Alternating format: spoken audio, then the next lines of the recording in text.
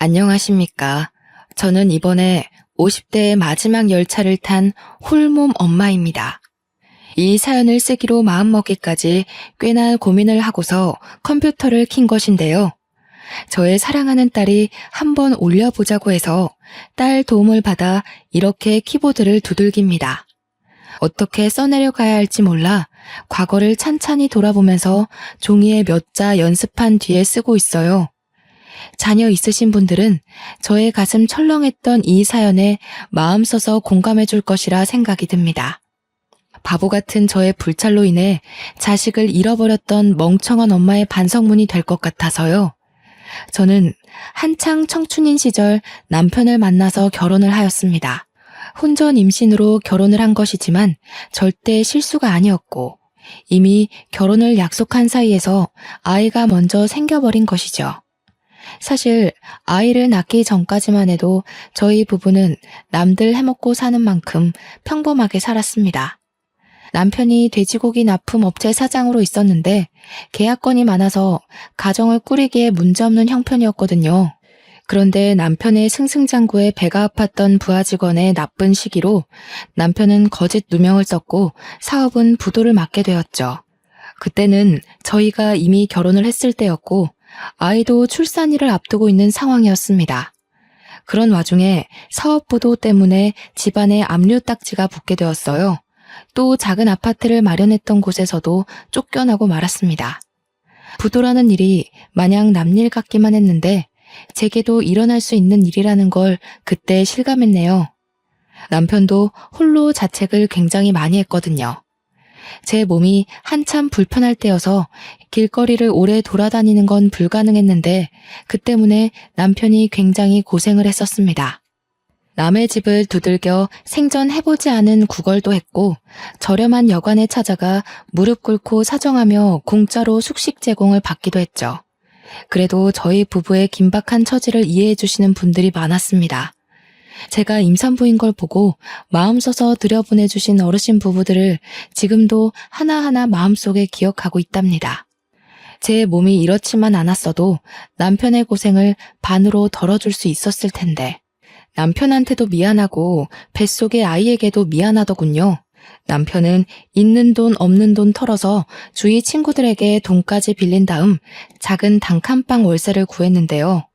본래 성심이 좋던 남편은 동료 직원들뿐만 아니라 학교 친구들에게도 인식이 좋던 사람이었어요.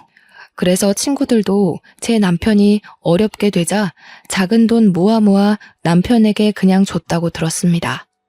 겨우 얻은 월세방은 남녀 나란히 누우면 족할 만큼 작았는데요. 그래도 화장실 있고 가스 버너랑 냉장고가 있어서 생활은 가능한 곳이었죠. 남편은 저에게 미안하다고 최선이었다고 하는데 저는 전혀 문제될 게 없었습니다. 우리 식구 몸만 뉘일 수 있는 곳이면 어디든 좋았거든요. 그 후로도 안전한 건 아니었습니다. 저와 남편은 빚쟁이로부터 숨어 지내야 해서 마음대로 바깥을 나서지도 못했어요. 남편이 몰래 변장해서 바깥에 노동일을 해서 벌어온 일급으로 근근히 살았죠. 저는 병원 검진도 일부러 가지 않았어요. 입에 풀칠하기도 어려운 사정에 남편에게 부담을 짊어주기 싫었거든요. 그런데 문제는 역시 제 뱃속의 아이들이었습니다. 남편이 힘들까봐 애써 모든 근심과 스트레스를 참고 지냈어서 그런지 출산 예정일이 아닌데 진통이 빨리 찾아왔더라고요. 물론 한두 번이 아니었기에 참으면 또 괜찮아지겠지 싶어 이악 물고 버텼으나 그날은 여느 때와 좀 다른 산통이었습니다. 결국 남편이 퇴근할 때쯤 혼절을 해버려 119에 실려갔죠. 아마 남편이 퇴근하고 도착할 때까지 방치되어 있었을 겁니다. 그런 상황에서 당연히 아이가 무사하지 못했을 거라고 생각했어요. 그런데 아이가 너무 예쁘게 태어나줬더라고요. 조금 당황했던 건 아이가 하나가 아니라 둘이었다는 거죠. 너무 예쁜 쌍둥이였습니다. 검진을 받지 못해서 뱃속에 두 아이의 생명이 있는지 모르고 있었거든요. 우리 아이를 기다렸던 남편에게 얼른 이 소식을 알려주고 싶었어요. 그런데 남편을 찾기도 전 간호사 한 분이 저에게 전해준 쪽지가 있었는데요. 남편이 쓴 메모였습니다. 삐뚤한 글씨로 금방 돌아오겠다는 내용이었죠. 알고 보니 제가 출산을 하고 쌍둥이를 품에 안은 사이 남편은 빚쟁이한테 들켜 도망을 간 것 같았습니다. 남편이 병원비를 계산해 주었지만 입원을 길게 할 수 있는 여건까지 마땅치 않아서 몸을 가눌 수 있을 정도의 퇴원을 하였습니다. 집으로 돌아가서 홀로 산후조리를 했죠. 하루 이틀이 지나도 돌아오지 않는 남편에 한 번은 찾아 나서 볼까 싶었지만 혼자서 몸조리를 하는 터라 그만큼 회복이 너무 느려서 마음처럼 못 움직이겠더군요. 그래도 쌍둥이들만 보면 세상 근심 다 씻기는 기분이라서 버틸 수 있었어요. 그렇게 1년의 시간을 보내고 말았네요. 다시 돌아올 남편을 매일 손꼽아 기다렸으나 끝내 남편은 나타나지 않았습니다. 그 사이 저는 생계를 위해 일자리까지 구해서 일을 하고 있었는데요. 쌍둥이를 집에 홀로 둘 수 없어서 두 아이를 데리고 다니는 일을 찾아야 했어요. 정말 고맙게도 제 사정을 이해하고 받아준 업체가 바로 우유 배달이었어요. 처음에 우유 사장님은 저를 내쳤다기보다는 제 건강 걱정으로 말리려 했습니다. 하지만 제가 당시 할 수 있는 일은 그게 유일하다고 생각하였기에 시켜달라고 제발 사정을 했죠. 사장님이 언제든지 불편한 곳 있으면 말해달라고 배려를 많이 해주셨고 저보고 따로 수금은 걱정하지 말라고 하셨어요. 저는 그렇게 새벽 일찍 쌍둥이를 데리고 우유 배달을 다녔습니다. 100만 원 조금 넘은 돈을 월급으로 받으면서 월세랑 관리비 내고 아이들 먹이고 입힐 걸 구매했죠. 제 옷은 계절용으로 한 벌씩이면 충분했고 김치랑 쌀 10kg 하나를 사서 반개월 이상 그렇게만 끼니를 해결했습니다. 혹시라도 남편이 돌아올까봐 이사를 안 가고 있었는데 벌써 쌍둥이들이 초등학교 갈 날을 앞두게 되었지 뭡니까. 학교랑 당시 살고 있는 곳이 너무 멀어서 위험했어요. 하지만 저희가 이사를 가고 나서 남편이 돌아오면 어쩌나 그 생각에 차마 행동을 쉽게 옮기지 못했죠. 유치원 과정은 어찌어찌해서 제가 나름 가르쳤으나 학교는 의무교육이니 보내야 하잖아요. 여러 번 고민 끝에 우선은 애들이 먼저라고 보고 저는 결국 집을 내놓았습니다. 혹시 몰라서 집 우편함에 쪽지랑 전화번호를 남기고 나왔어요. 아이들이 학교에 있는 시간 동안 저는 그 시간에 할 수 있는 일을 찾아 다른 일을 시작했는데요. 마침 학교 주변 작은 마트에서 계산원을 구하고 있었는데 거기 근무 시간이 괜찮더라고요. 아침 9시에서 3시까지 하는 거였어요. 아이들 학교 시간보다는 조금 늦은 퇴근이지만 저는 아이들에게 마치면 어디 가지 말고 꼭 남아있으라고 했어요. 선생님한테도 특별히 부탁을 했고요. 늘 제가 퇴근하고 가면 아이들은 학교 방과후 교실에 잠시 맡겨져 있었습니다. 아이들은 언제나 얌전하고 착한 것이 엄마 말을 잘 들었고 저만 보면 쪼르르 달려와 안아주곤 했죠. 남편이 오기 전까지 혼자 아이들을 잘 키워낼 수 있을까 걱정 많이 했는데 아이들이 도와줘서 나름 제 방식대로 잘 살아가고 있는 중이었어요. 그런데 늘 착실하게 제 말을 잘 듣던 아이들이 그날은 어쩌다 친구들 무리에 휩쓸려 버렸는지 모르겠습니다. 그날 일이 벌써 몇 년 전인데도 아직까지 마음에 담아두고 있네요. 그때 생각만 하면 여전히 손이 떨립니다. 저는 여느 때처럼 마트 일을 마치고 아이들에게 줄 과자 2봉지를 사서 학교에 갔는데요. 선생님 하는 말이 애들이 하교를 했다는 겁니다. 엄마를 밖에서 만나면 된다고 했다네요. 학교 앞에 병아리 아저씨 오는 날이었는데 같이 놀던 친구들이 단체로 그거 구경하러 가는 바람에 함께 갔다는 거 아니겠어요? 그 소리를 듣고 저는 서둘러 학교 밖으로 뛰어나왔습니다. 들어올 때도 이미 알았지만 병아리 아저씨는 없었어요. 제가 못 찾는 건가 싶어서 이리저리 뛰다가 학교 후문까지 가게 되었는데 거기서 아이 한 명이 울고 있더라고요. 엄마인 저는 그 아이가 제 아들이라는 걸 단숨에 알아봤고 서둘러 아들 준수에게 달려갔습니다. 준수는 도로 쪽을 보면서 얼굴이 빨개지도록 울고 있었죠. 준수야, 왜 그래? 준이는 어디 갔어? 왜 혼자 있어? 준이는 둘이 같이 있었던 거 아니야? 준이는 어쩌고 혼자서 이러고 있어? 모르겠어. 준이랑 같이 병아리 아저씨 보고 있었는데 갑자기 없어졌어.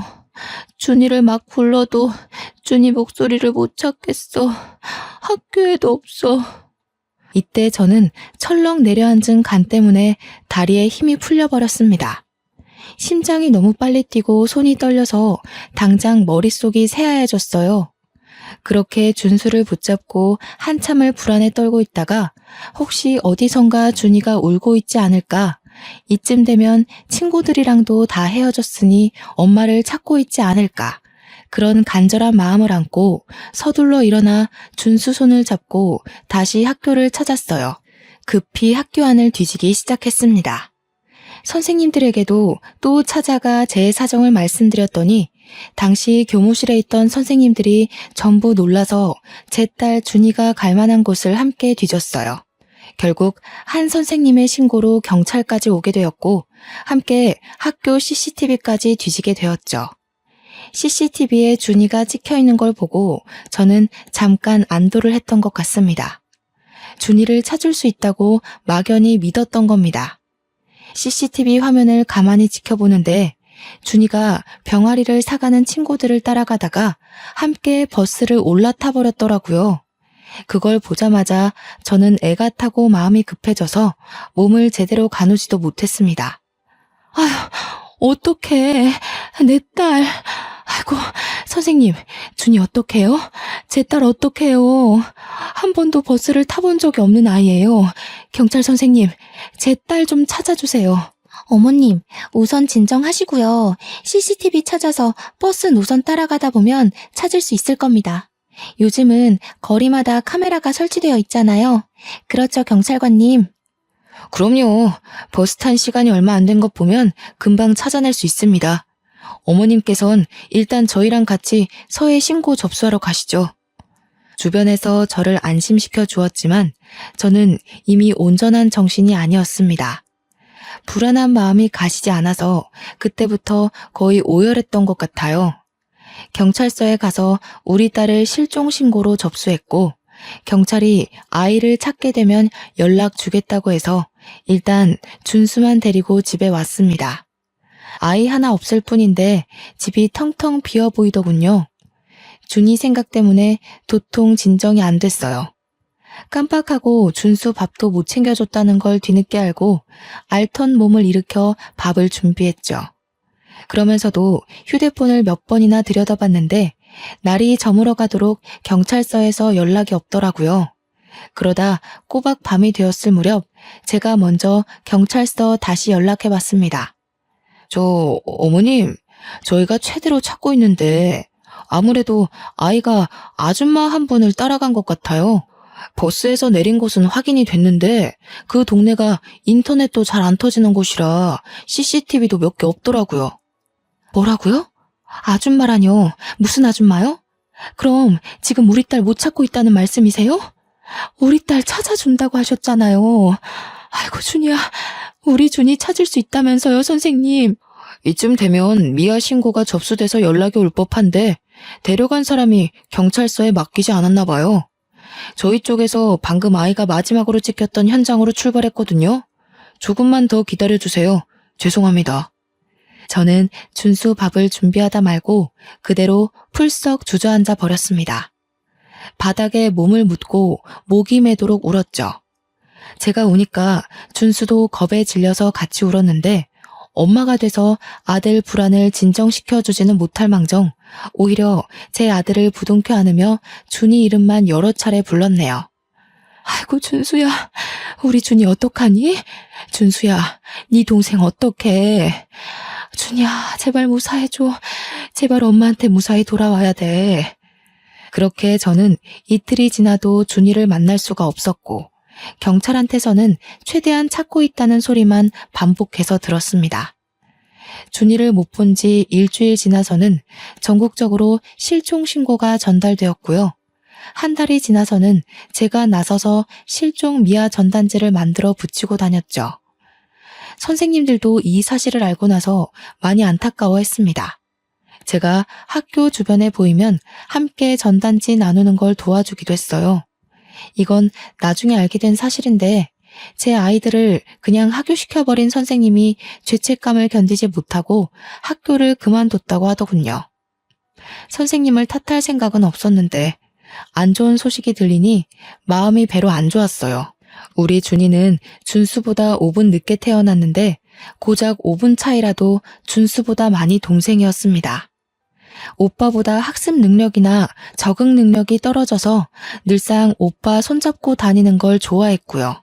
오빠한테 공부 배우고 오빠랑 놀면서 이것저것 많이 터득하는 걸 참 좋아했어요. 제가 가르쳐주지 않아도 준수가 알아서 준이를 잘 챙겼죠. 그게 저의 가장 큰 불찰이었던 거예요. 저는 오빠인 준수만 집 주소를 알고 있으면 된다고 생각했습니다. 준수에게는 제 전화번호, 집 주소 이런 걸 가르쳐줬는데 준이는 그걸 배우지 못했거든요. 준이가 아는 건 자기 이름이랑 학교뿐이었습니다. 그래서 제가 더 이렇게 애가 타는 겁니다. 너무 후회가 되고 다 제 잘못이라서 원망할 곳이 없었으니까요. 저는 일단 최대한 학교 가까이서 일을 해야 했어요.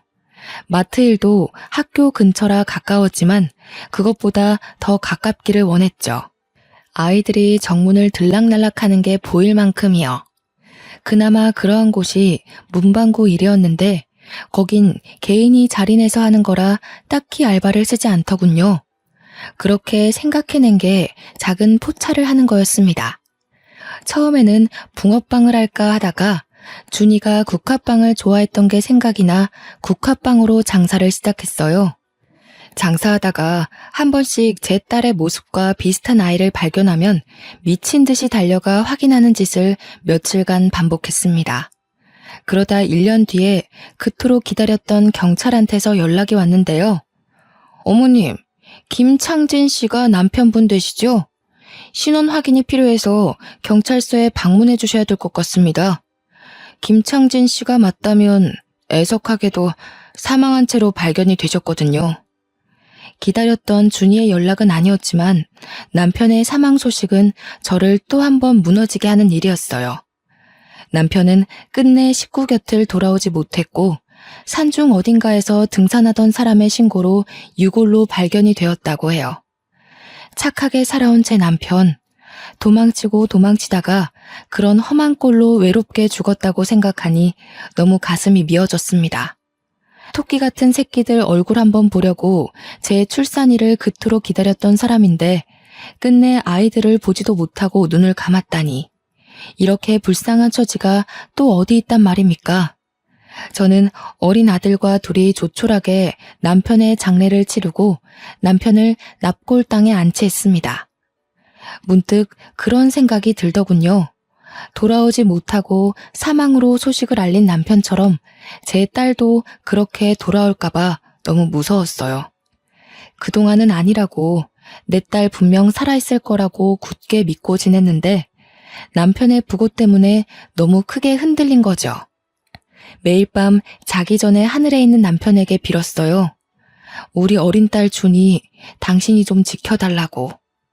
당신이 있는 곳에서 우리 준이가 보인다면 제발 좀 지켜달라고 수없이 기도했죠.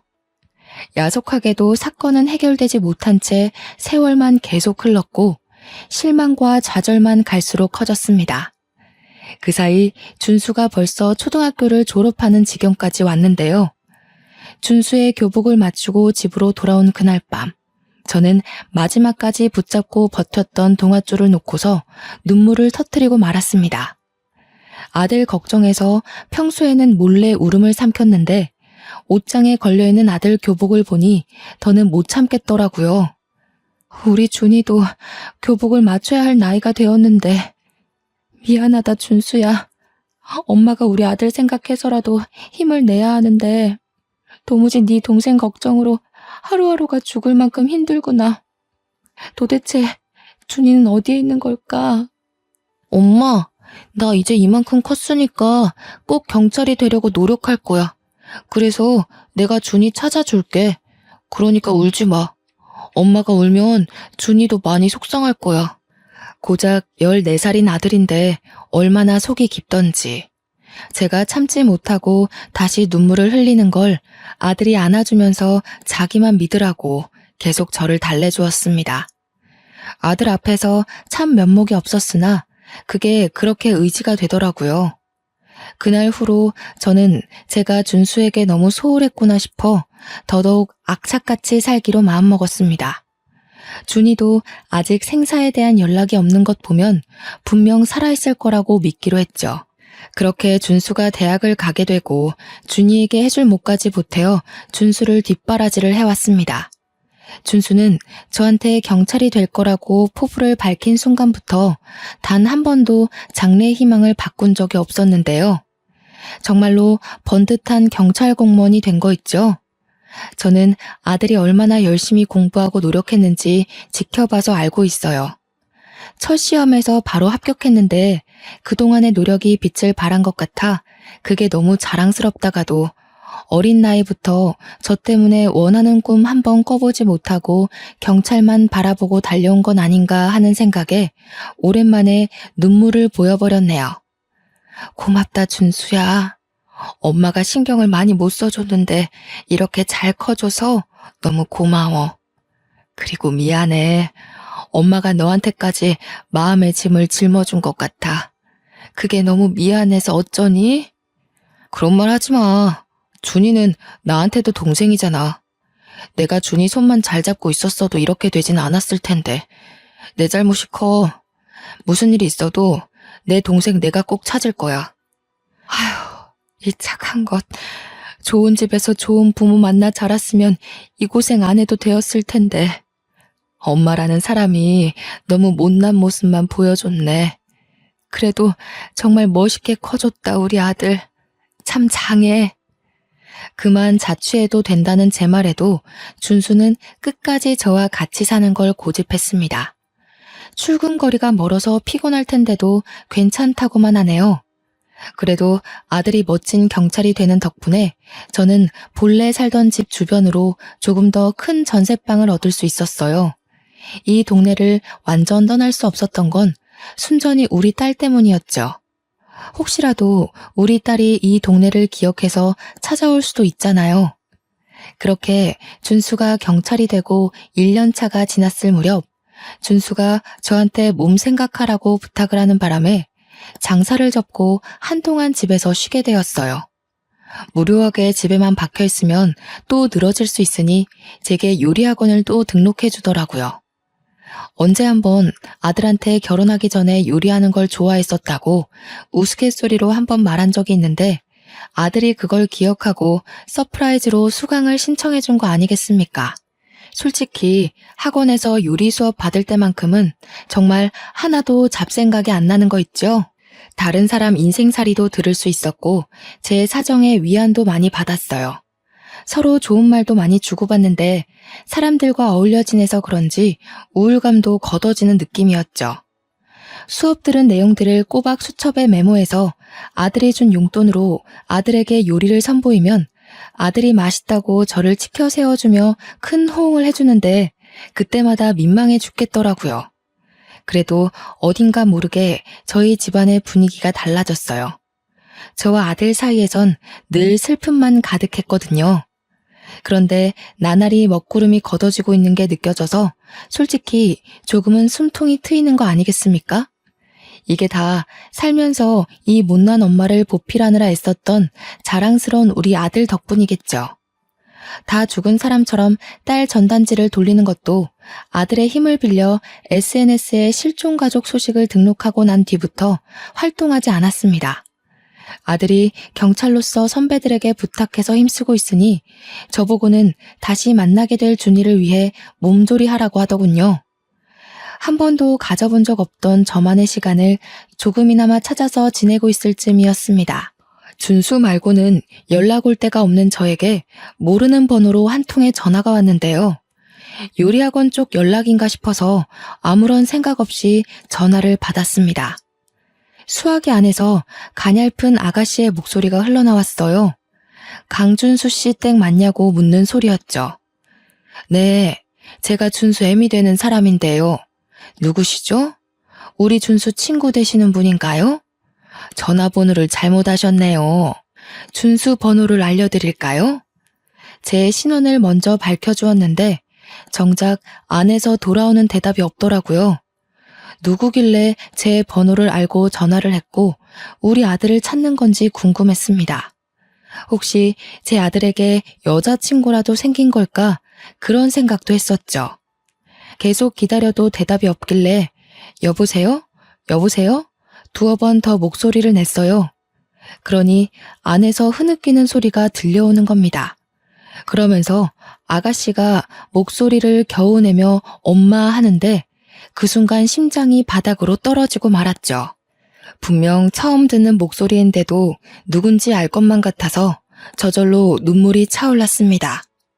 휴대전화를 잡은 손이 떨리기 시작하더니 딸을 처음 잃어버렸을 때처럼 머릿속이 새하얘졌어요. 내가 생각하고 있는 게 맞나? 내 딸이 맞나? 혼란스럽기까지 하여 아무 말도 못하고 있었더니 내내 울음소리만 들려주던 수화기 너머로 쐐기를 박는 대답이 들려오더군요. 엄마, 나 준이에요. 준수 오빠 동생 강준이요. 죄송해요, 엄마. 보고 싶었어요. 너무 보고 싶어요. 딸 목소리로 딸 이름을 듣는 순간 저는 그동안 억눌러왔던 애통함이 한꺼번에 밀려왔습니다. 목구멍 밖으로 울음이 터져나와 버린 것이죠. 지금 뭐라고 그랬어요? 강준이요? 내 딸이요? 장난치는 거 아니죠? 어머나, 정말로 준이가 맞는 거니? 너 정말 내 딸 준이야? 내 딸이 정말로 살아있었던 거니? 지금 너 어디야? 엄마가 그리로 갈게, 응? 숨이 막힐 것처럼 괴로웠고 비통함이 넘쳐 흘렀지만 당장 딸을 만나야겠다는 생각밖엔 안 들더라고요. 제 눈으로 얼굴을 확인해야 할 것 같아서 수화기를 붙잡고 어디냐고 그렇게 울며 불며 물었어요. 딸도 많이 울고 있는지 목소리가 많이 떨렸는데 그러면서 하는 말이 자신이 다녔던 초등학교에 있다는 겁니다. 저는 전화를 끊자마자 신발도 못 신고서 허겁지겁 달려나갔습니다. 학교랑 5분밖에 걸리지 않는 거리를 맨발로 미친 듯이 뛰었어요. 도로에 차가 오는지도 못 보고 그냥 무작정 달려서 운동장으로 뛰어 들어갔는데요. 그때 막 학교 건물 쪽에서 나오는 아가씨 한 명을 보았습니다. 겉모습이 못 알아볼 정도로 너무 달라져 그냥 지나쳤다면 모르고 넘어갈 수 있어요. 그러나 얼굴이 붉어져서 울면서 걸어오는 아가씨의 모습이 영락없는 제 딸인 겁니다. 우리 준수랑 똑 닮아서는 준수보다 선이 곱고 작은 게 딱 우리 딸이었다고요. 저는 엄마니까 제 새끼를 한눈에 알아볼 수 있단 말이에요. 틀림없이 제 딸이었어요. 제 딸. 혼절할 것처럼 몸의 중심이 흔들렸음에도 저는 딸을 발견하자마자 준이야! 목 놓아 소리쳤습니다. 과연 제가 죽기 전에 우리 딸 얼굴을 보면서 따뜻하게 이름 불러줄 날이 올까 염려 많이 했거든요. 그래서 그동안의 한을 담아 준이를 몇 번이나 더 외쳤어요. 금세 가까워진 딸은 몸만 자랐지 얼굴은 마지막으로 봤을 때와 똑같더라고요. 너무 보고 싶었다고 아이처럼 안기는 준이를 꽉 보듬어주며 그 자리에서 얼마나 울었는지 모릅니다. 몇 번이고 딸 얼굴을 다시 확인하면서 이게 꿈인지 생시인지 정신 차려가면서 부둥켜 안고 오열하기만 했어요. 대체 이게 어떻게 된 거야? 도대체 어딜 갔었던 거야? 엄마랑 준수가 얼마나 걱정했는지 알아? 살아있다고 믿어야지. 내 딸 안 죽었다고 믿어야지 하면서도 몇 번을 무너져 내렸는데. 고맙다, 준이야. 이렇게 살아있어줘서 너무 고마워. 엄마가 우리 딸 빨리 못 찾아줘서 미안해. 그땐 제가 완전 정신을 놓았다고 봐야 했어요. 딸을 꼭 붙들고 절절하게 부르짖으며 아이를 야단치다가도 금세 고맙다고 다행이라고 안아주기를 반복하며 정신사납게 행동했죠. 성인이 돼서 엄마를 찾고 싶었는데 엄마 이름을 모르겠더라고요. 전화번호도 모르고 살던 곳도 잘 기억이 안 나서 더 오래 걸렸어요. 그나마 내가 기억나는 게 학교라서 이 학교를 몇 번 왔었는데 지난 날이 하나도 기억 안 나는 거예요. 엄마 잘못이야. 내가 준수 하나만 철석같이 믿고 너희 둘이 떨어질 수도 있다는 걸 미처 생각 못했어. 다 엄마 때문이야. 미안하다 딸아. 엄마 탓 아니에요. 제가 오빠 허락 없이 친구들 따라가는 바람에 그렇게 된 거지. 학교에 찾아와도 졸업 앨범은 졸업생이나 학부모 아니면 함부로 못 보여준다 하더라고요. 엄마랑 오빠를 찾으려면 이 학교에 아주 들어오는 방법밖엔 없었어요. 그래서 저 지금 여기 학교 교생으로 다니고 있어요. 자기 오빠 이름과 초등학교만 알고 있었던 딸은 이 학교를 졸업한 준수 앨범을 찾아서 제 전화번호를 발견했다고 했습니다. 딸도 딸 나름대로 고생해서 지 친엄마를 찾고자 애를 썼다고 하니 그건 그거대로 또 가슴이 미어지더라고요. 엄마가 지금 꿈을 꾸고 있는 건 아닌가 싶다. 어떻게 내 딸이 꿈에서만 보던 내 딸이 이렇게 살아 돌아왔을까? 세상에 무슨 이런 일이 다 있어. 제가 좀처럼 눈물을 멈추지 못하고 몇 번이나 몸을 휘청이자 딸이 저를 데리고 가까운 벤치로 향했습니다. 그 자리에서 저와 딸은 한참이나 더 깊은 이야기를 나누었죠. 미처 신발을 못 신고 나온 저를 위해 딸이 자기 신발을 벗어주기까지 했네요. 저는 혹시라도 이 모든 게 환상이라 딸이 사라져버릴까봐 딸 손을 꼭 힘주어 잡고 있었습니다. 여태 딸 얼굴을 확인하고 울부짖느라 정신없어서 정작 딸이 어떻게 살아왔는지 묻지 못했더라고요. 앉아서 해가 다 저물도록 딸 이야기를 들어주었는데요. 그날 버스를 타고 친구들이 각자 집에 다 내려서야 딸은 오빠를 잃어버렸다는 걸 알았다고 했습니다. 그걸 알고서 뒤늦게 아무 정류장에서 내렸다고 했어요. 한참을 오빠와 엄마를 찾으며 울면서 걸었다네요. 해가 다 저물 때까지 목이 터져라 울었는데 주위를 보니 건물이 몇 개 없고 풀이 많았다고 하는 겁니다. 사람 한 명 없는 그곳에서 자기 엄마 같은 아줌마 한 명과 마주쳤는데 아줌마도 울고 있었다고 했습니다. 그 아줌마가 자신을 데려가서 밥을 먹여줬다고 하더라고요. 딸이 말하는 아줌마가 과거에 경찰이 말했던 그 아줌마가 아닐까 싶습니다. 그날 아줌마도 교통사고로 우리 딸과 비슷한 또래의 자식을 잃고 길거리를 거닐며 서럽게 울고 있었다네요. 그러다 제 딸을 발견해서 가여운 마음에 밥을 먹이고 싶어서 자기 집에 데려갔고 제 딸을 돌려보내기 위해 경찰에 신고를 하려고 했는데 하룻밤 재워서 보낼까 싶어 신고를 미뤘대요. 그렇게 하루 이틀 미루면서 자기 딸을 잃은 상실감을 제 딸 키우면서 위안받았다고 했어요.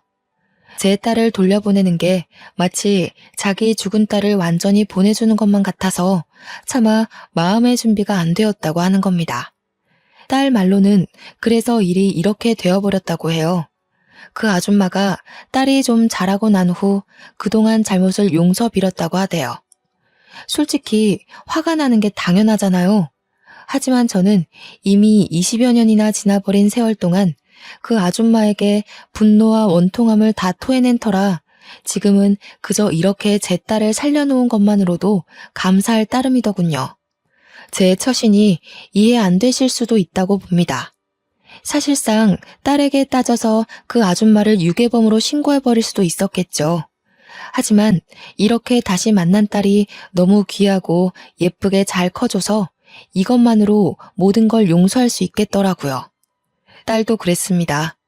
아줌마 정작 착하고 불쌍한 사람이라고 자기를 정말 친딸처럼 아껴주고 늘 옆에 있어줘서 고맙다고 눈물을 보인 사람이라면서요. 우리 딸이 나쁜 어른한테 잡혀가지 않은 게 얼마나 다행입니까? 요즘처럼 위험한 세상에서 실종되고도 살아있다는 게 정말 기적이 아닙니까? 이건 정말 하늘이 지켜주고 우리 남편이 딸을 보살펴주고 있었다고밖에 해석할 수 없었어요. 저와 딸은 해가 저문지도 모르고 한참 동안 얼굴 보며 얘기를 했는데요. 곧 아들이 퇴근할 시간이 되었더라고요. 준수가 너 많이 기다렸어. 엄마가 우리 준이 보고 싶어서 힘들어할 때마다 네 오빠가 이 엄마를 얼마나 듬직하게 지켜줬는지 아니? 네 오빠도 정말 고생 많이 했어. 엄마 위하느라 울음을 많이 참았거든. 참, 네 오빠 경찰 됐는데 너 찾으려고 경찰 된 거야. 오빠 보고 싶어요.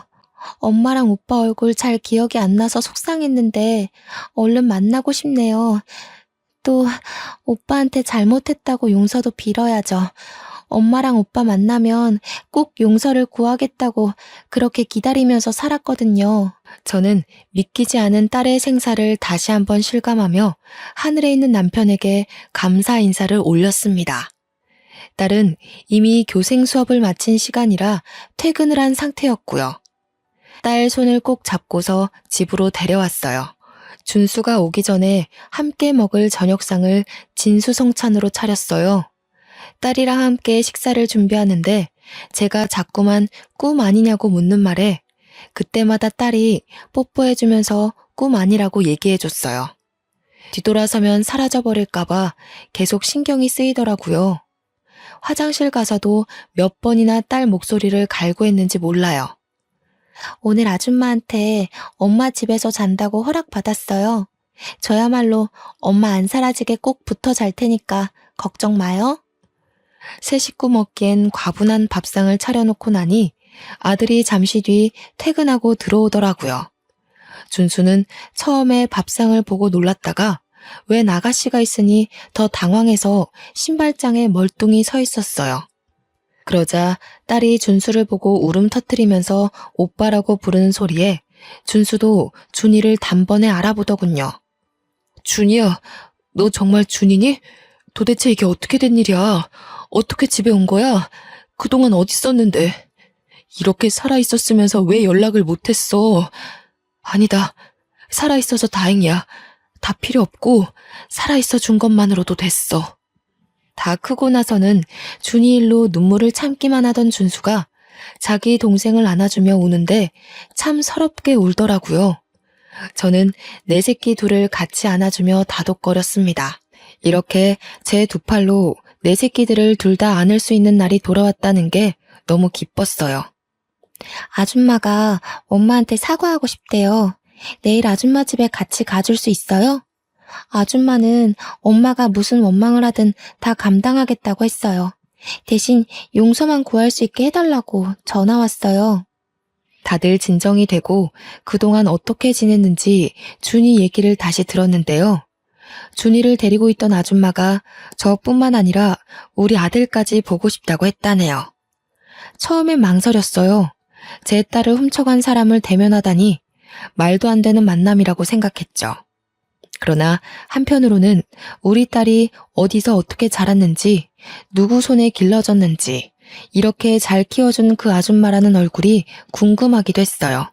그래서 하룻밤 자고 다음날 아들도 같이 딸을 따라 딸이 살아온 집으로 갔죠. 아줌마 집은 완전 산중 길에 있었고 휴대폰도 잘 안 터진 곳이더라고요. 문득 경찰이 CCTV도 몇 대 없고 인터넷도 잘 안 된다고 했던 말이 떠오르더군요. 아직도 그때만 생각하면 소름이 돋는데 그곳을 이렇게 찾아와 보다니. 딸을 따라 산중으로 올라갔는데 그곳에는 동화 속 산장처럼 예쁜 별장이 꽤나 넓게 자리하고 있었습니다. 내부는 더 넓었어요. 집주인인 아줌마는 그 커다란 집에서 혼자 지내고 있더라고요. 우리가 들어가자마자 얼굴도 제대로 못 마주하던 아줌마가 자리로 안내해줬는데요. 인사말도 나누지 않았는데 아줌마가 그대로 저희들 앞에 무릎을 꿇는 게 아니겠습니까? 두 분께 정말 죽을 죄를 지었습니다. 너무 죄송합니다. 변명이란 거 알지만 그땐 죽은 제 딸이 너무 보고 싶어서 그런 정신 나간 짓을 했던 것 같아요. 처벌은 얼마든지 받겠습니다. 죄송합니다. 갑작스런 사죄에 저희들은 할 말을 잃고 있었습니다. 그때 아들이 먼저 한 소리를 했는데요. 범죄인 거 알고 계세요? 공소시효가 지나서 따져 물을 수는 없겠지만 아줌마께선 지금 천륜을 끊어놓는 엄청난 죄를 저지른 겁니다. 아줌마도 엄마라면서요. 근데 어떻게 이런 일을 벌일 수가 있어요? 아들은 그동안 어디에도 원망을 쏟지 않고 내내 묻어두고 있었거든요. 우리 식구를 힘들게 만든 아줌마에게 단단히 화가 난 것이 이해가 됩니다. 저도 아들 말에 100% 공감을 하니깐요. 그러나 저는 딸을 잃었을 때의 마음을 잘 알기 때문에 아줌마가 준비 없이 자기 딸의 죽음을 통보받았을 때 거기서 오는 애통함도 충분히 이해가 되었어요. 저는 아들에게 죄송하다고 두 손을 싹싹 비는 아줌마에게 꼭 몇 마디 해주고 싶었습니다. 어떻게 자식 잃은 마음을 아는 사람이 이런 어마어마한 짓을 벌일 수 있단 말인가요? 부인이 피부치 딸을 잃은 건 정말 안타까운 일이지만 부인이 받은 상처를 남에게 전가한 것밖엔 안 되는 거예요. 아줌마는 제 말에 눈물을 흘리면서 죄송하다는 말만 하고 숨죽여 울더군요. 저는 아줌마와 같이 바닥으로 내려가 자리에 무릎을 꿇었습니다. 그대로 아줌마를 보듬어 안아주었죠. 우리 식구 힘들게 한 건 너무 밉지만 그래도 우리 딸이 무사할 수 있도록 지켜줘서 고마워요. 뭐든 괜찮으니까 내 딸 어딘가에 살아만 있어 달라고 빌고 또 빌었거든요. 다시 제 품으로 돌아올 수 있게 보살펴줘서 고맙습니다. 아줌마는 제 품에서 더 많은 울음을 터뜨리더군요. 그 서러운 울음소리에서 그동안 죄책감으로 얼마나 견뎠을지가 느껴졌습니다. 그렇게 한참을 또 눈물로 시간을 보내고 우리는 전부 그곳에서 식사를 했어요. 아줌마는 바람난 남편에게 버림받고 나와서 아이를 낳고 둘이서 단란하게 지냈다고 하더라고요. 가족이라곤 딸 하나 있었는데 고작 9살 나이에 유치원에서 일어난 사고로 잃는 바람에 혼자가 되었다고 하네요. 그래서 제 딸을 더 친딸처럼 키웠다고 하는데 그럼 이 아줌마는 제가 제 딸을 데려가면 또 혼자라는 거 아닙니까? 이상하게 그게 좀 마음에 걸리더라고요. 그래서 같은 엄마로서 그 절망적인 마음이 이해가 되어 신경 쓰였습니다. 부인, 괜찮으시다면 저희랑 같이 서울 올라가지 않겠습니까? 우리 준이 제가 데려가 버리면 부인께선 또 혼자 이 적적한 곳에 계셔야 하잖아요. 그럼 그동안 준이 덕분에 몰랐던 상실감이 한꺼번에 찾아올 텐데 그걸 어찌 감당하시려고요. 그건 당연히 제가 겪어야 할 벌이라고 생각합니다. 제 딸의 기억이랑 우리 준이와 함께 보낸 추억들 소중하게 품으면서 지내면 충분히 버틸 수 있어요. 사람이 상실감을 느낄수록 타인이랑 몸 부딪혀가며 지내야죠. 부인께서도 우리 준이를 딸처럼 키웠을 텐데 우리가 이대로 가버리면 또 딸을 잃었다고 좌절할 거 아닙니까? 우리 준이 마음도 편치 않을 것 같아서 그럽니다. 같이 서울 올라갑시다. 준이도 막상 아줌마를 두고 가기가 그랬는지 제 제안 이후 아줌마를 적극적으로 설득하더라고요. 아줌마가 제 딸 부탁에 꼼짝도 못하는 걸 보고 저는 더 이 아줌마를 혼자 두고 가면 안 된다고 봤어요. 아줌마는 얼떨결에 허락을 했다가 금세 고맙다고 제게 또 고개 숙이며 눈물을 흘리더군요. 그리고 이 사실은 몰랐는데 알고 보니 아줌마는 서울이랑 지방 두 군데에 건물 두 채씩이나 있는 건물주였더라고요. 다 처분하고 그 어마어마한 돈을 쓰지도 않고 가지고 있었는데 그나마 그 돈을 사용한 이유가 우리 준이를 위해서였대요. 준이는 제 생각보다 훨씬 더 호강받으면서 살았던 거죠. 아줌마는 그날 이후 자진해서 서울 중심으로 집을 구하더니 저희 집에 이삿짐 센터까지 보내왔습니다. 제안은 제가 했다만 대접까지 제가 받는 기분이더군요. 아줌마가 부자 동네에다가 주택을 하나 매매하고서 우리에게 보여줬는데요. 이 정도의 집을 원한 게 아니었는데 우리는 그 값비싼 건물을 보고 다 어안이 벙벙했어요. 부인, 앞으로 돈만큼은 걱정하지 마세요. 제가 가진 게 돈밖에 없어요. 부인께서 저한테 식구를 선물해 주셨으니 저는 제가 가진 모든 걸 드릴게요. 아줌마는 딸이 이전에 말했던 대로 정말 착하고 불쌍한 그리고 순수한 사람이었습니다. 아들도 그게 느껴졌는지 얼굴 보고 안면 튼 지 3일 만에 전 재산을 바치려고 하는 아줌마를 보고 더는 원망 섞인 소리를 못 하더라고요. 오히려 저 아줌마가 어디 가서 사기 안 당하게 조심시켜야겠다고 주의를 기울이고 있었어요. 그 얘기를 저한테 심각하게 하는데 저랑 딸이 얼마나 웃었는지 몰라요.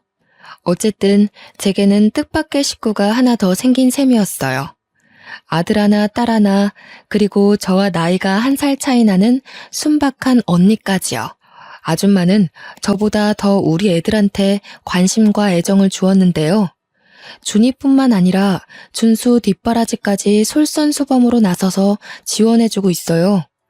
제가 그렇게까지 안 해줘도 된다고 해도 언니는 다 자기가 좋아서 해주는 거라고 자기 자식 같아서 해주고 싶다고 하길래 그냥 내버려 두고 있습니다. 언니한테는 그게 또 속병을 치유하는 방법 중 하나일 테니까요. 그렇게 정말 죽을 만큼 힘든 세월을 보내고 저는 지금 너무나 큰 기적의 삶을 살고 있답니다. 딸은 선생님으로, 아들은 경찰로, 그리고 저와 언니는 여가 생활을 함께 즐기면서 무탈하게 지내고 있어요. 이 행복이 영원하길 바랄 뿐인 마음으로 살고 있죠. 가끔은 그런 생각이 들더라고요. 남편이 저 혼자 고생 많이 했다고 주는 선물 같은 순간이 아닌가 하는 생각이요. 딸을 찾기 전까지만 해도 남편에게 눈물 섞인 기도만 올렸는데 지금은 남편이 살아있을 때 많이 보여줬던 웃는 모습으로 기도를 올리고 있거든요. 어떠세요? 제 인생 정말 기적이지 않나요? 저는 이게 모두 힘든 시련을 이겨낸 시간의 선물이라고 봅니다. 다들 나 혼자만 종종 걸음하고 있는 게 아닌가 하는 생각이 들더라도 결코 무너지지 말았으면 좋겠어요. 굳센 비바람 뒤에는 무지개가 떠오르는 법이잖아요. 여러분들의 간절한 바람이 모두 이루어지길 진심으로 바랍니다. 제 사연은 여기서 마무리하겠습니다. 긴 글 감상해 주셔서 고맙습니다. 늘 안녕하세요.